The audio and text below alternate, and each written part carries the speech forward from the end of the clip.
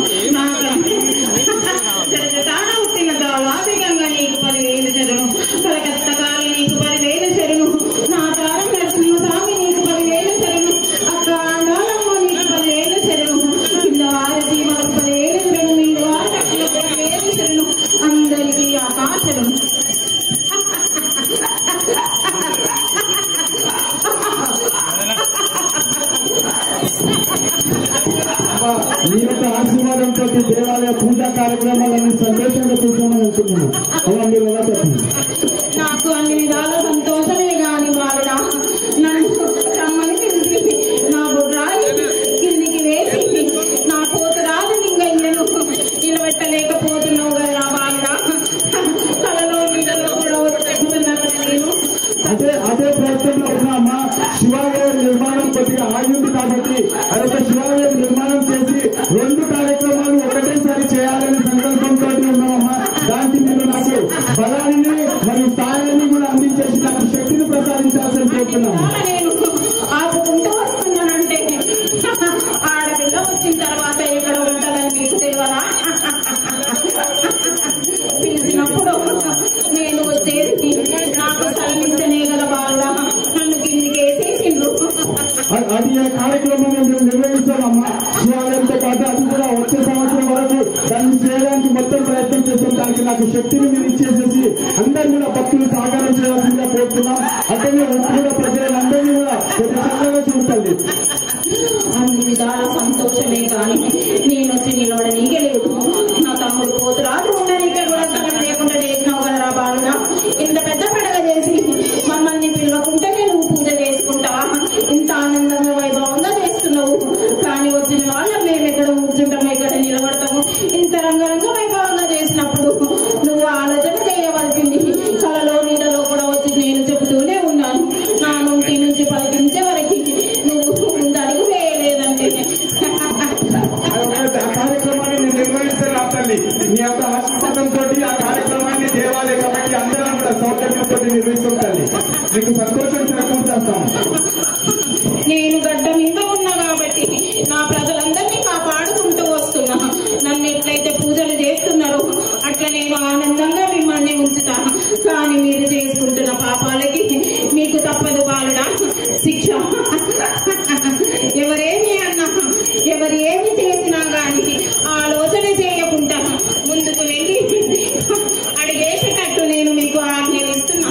నన్ను నమ్ముకున్న వాళ్ళకి ఎవరికి నేను బొమ్ము చేయను బాలుడా.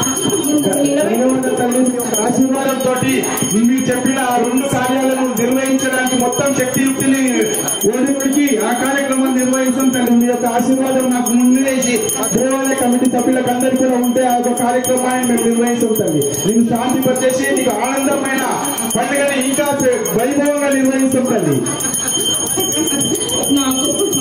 నాకు రాయి పూట కావాలి బాగా చేసి నాకు పప్పు బెల్లాలతోని నైవేద్యం పెట్టి ఇంటిని పాడి శాఖలందించి గడప నుంచి ఎవరికి ఎలాంటి రోగాలు రాకుండా చూసుకుంటాం.